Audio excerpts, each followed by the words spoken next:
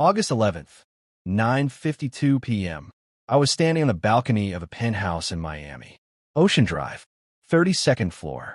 I had a bottle of Louis XIII in one hand and a rolled-up 100 in the other. My heart was pounding. I hadn't slept in 3 days. My phone was blowing up with texts from people I didn't know asking for money I didn't have. I was 22 years old when I got the money. The trust fund hit on my birthday. May 17th, $14,200,000 after taxes. My grandfather started a manufacturing company in the 1960s. Made conveyor belts for factories. Sold it in 2005 for $400 million. The family set up trusts for the grandkids. I was the youngest of 4. I got mine last. My name is Julian. I grew up in Greenwich, Connecticut. Private schools. Ski trips to Aspen. Summer in Nantucket. I never wanted for anything. But I also never had my own money. My parents controlled everything. Allowance was $500 a month. That sounds like a lot. It wasn't. Not in Greenwich. Not when your friends are driving new BMWs and you're driving a used Volvo. When the trust hit, I was living in a studio apartment in Brooklyn. $2,800 a month. I was finding myself, which meant smoking weed and playing Call of Duty. The day the wire came, I checked my account at 10:17 a.m.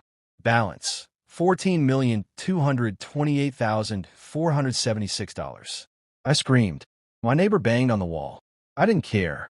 I quit my job that afternoon. I was a social media assistant at a small agency. Made $45,000 a year. My boss was named Kevin. He wore the same Patagonia vest every day. I walked into his office. I said, "I'm leaving." He asked why. I said, "I don't need this." He said, "Okay." I walked out. I never went back. First purchase, a penthouse in Miami. $2,400,000. 2 floors. A pool on the roof. Floor-to-ceiling windows. I didn't negotiate. I paid asking price. The realtor asked if I wanted an inspection. I said no. He blinked. I signed the papers at 4:30 p.m. on a Tuesday. Second purchase, a Ferrari 488 Spider. $380,000. Red. I drove it off the lot and almost crashed it on the I-95. I didn't know how to drive a car that fast. I learned by going 120 on the highway. Stupid. I know that now. Third purchase, a boat. $620,000. A 42-foot Sunseeker. I didn't know how to drive a boat either. I hired a captain. His name was Rico. He was 55, had a gray beard. He charged $800 a day. I paid him for 3 months straight. He tried to teach me navigation. I didn't listen. I met my friends at a club called LIV. They approached me at the bar. 2 guys. One named Chase. One named Tyler. Chase was 28. Tyler was 26. They wore designer clothes. Gucci, Balenciaga. They knew the bouncer. They ordered bottles I couldn't pronounce. Dom Perignon. Cristal. They asked what I did. I said nothing. They said, "That's cool." Chase introduced me to cocaine. August 11th, 9:52 p.m. The night I was on the balcony. He pulled me into the bathroom. He said, "Try this." I said, "I don't do drugs." He said, "It's just a little. You like it?" I did it. My heart raced. I felt invincible. I felt like the money would never end. I was wrong. The first year was a blur. Bottles, clubs, girls, trips. I bought a Rolex Daytona. $38,000. I bought a Patek Philippe. $62,000. I wore both at the same time. I looked like an idiot. I didn't know. I thought it was cool. I bought a condo for Chase. $450,000.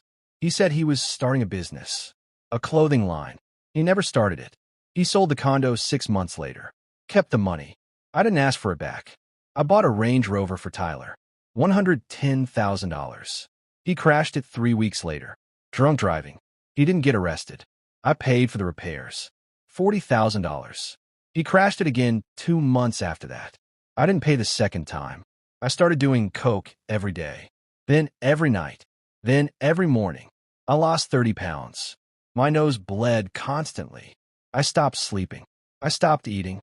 I stopped calling my mom. She called me once. November 14th, 2:16 p.m. I was in my penthouse. There were 4 people passed out on my couch. I didn't know their names. My mom asked, "Are you okay?" I said, "I'm fine." She said, "You don't sound fine." I said, I'm busy. She said, please come home for Thanksgiving. I said, maybe. I didn't go. I spent Thanksgiving alone, eating takeout, doing lines. December 23rd, 11:47 p.m. I was at a house in the hills. Not my penthouse. A rental. Chase and Tyler were there. So were 4 girls. Their names? I don't remember. One of them had pink hair. One had a tattoo of a snake on her arm. That's all I remember. I woke up the next morning. The house was empty. My wallet was gone. My watch was gone. My phone was gone. $80,000 in cash was gone. I called Chase. He didn't answer. I called Tyler. He didn't answer. I never saw them again. They disappeared like smoke.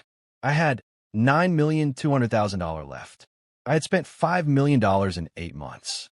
I didn't care. I still had millions. I could still party. I could still buy bottles. I could still be somebody. January 18th. A dealer named Marco came to my penthouse. He was Colombian. He wore gold chains. He had a scar on his cheek. He brought $200,000 worth of coke. I paid him in cash. Stacks of hundreds. He said, you're a good customer. I said, I know.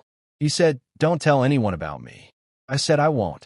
I did the entire $200,000 in 6 weeks.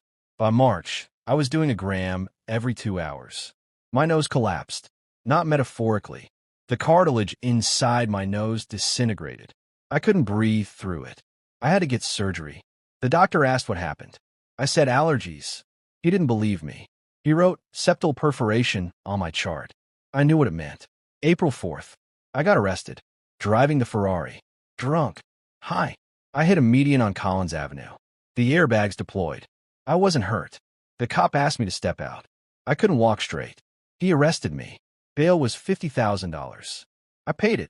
The lawyer cost $120,000. He got me probation. No jail. I should have gone to jail. Maybe it would have helped. June 1st. My mom flew to Miami. She found me in the penthouse. I weighed 140 pounds. I was 6 feet tall.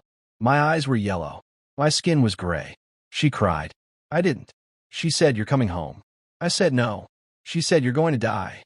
I said, maybe. I'm in it. She called my grandfather. He was 82. He had heart problems.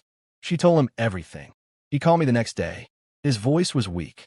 He said, you're cut off. The trust is frozen. You get nothing more. I said, you can't do that. He said, I already did. He hung up. I checked my account. $2,100,000 left. The rest was gone. $12 million in 22 months. I stared at the screen for an hour. I didn't cry. I didn't scream. I just sat there. I sold the penthouse. $1,800,000. Sold the Ferrari.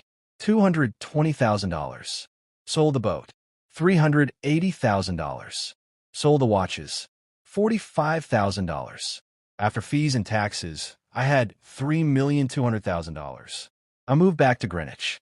My mom's house. My childhood bedroom. The same posters on the wall. The same twin bed. I was 24 years old.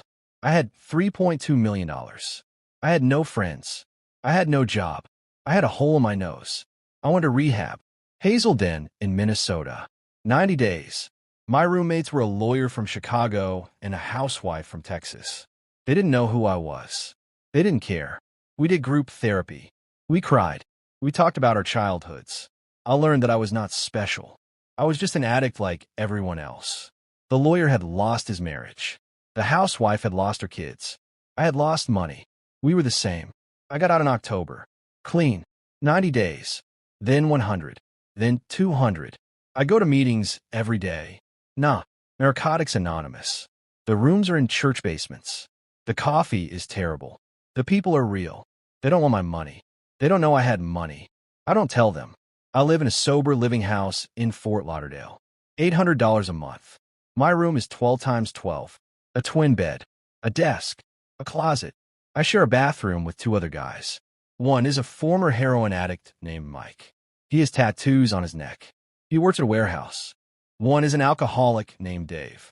He used to be a teacher. He lost his license. They're my best friends. I have $2,800,000 left. It's in a trust that I cannot touch until I am 35. My grandfather set it up before he died. He passed away last year. I went to the funeral. I stood in the back. I didn't speak to anyone. I just watched. I said thank you to his casket. No one heard me. I work at a car dealership. I sell used Hondas and Toyotas. I make $45,000 a year, the same as my job before the trust fund. My boss, he doesn't know about my past. I don't tell him. I call my mom every Sunday. We talk for 20 minutes. She asks if I'm eating. I say yes. She asks if I'm going to meetings. I say yes. She says I love you. I say I love you too. That's the whole conversation. I don't have a Ferrari. I don't have a penthouse. I don't have a boat. I have a 2017 Honda Civic. It has 80,000 miles. The AC works sometimes. I don't care. It gets me to meetings. It gets me to work. I don't talk to Chase or Tyler. I don't talk to Marco. I don't talk to any of the girls whose names I forgot. They are not on my phone. They are not in my life. They never were. I have 3 years clean. I go to a meeting tonight at 7. I will share. I will say, my name is Julian and I'm an addict. They will say, hi, Julian. I will not mention the $14 million. I will not mention the penthouse. I will not mention the Ferrari. I will talk about today. About how I sold a 2018 CRV to a nice couple from Boca. About how I helped Mike move his furniture. About how I called my mom and she sounded happy. That is my wealth now. Not money. Not drugs. Not friends who disappear. Today, that is all I have. That is all I need.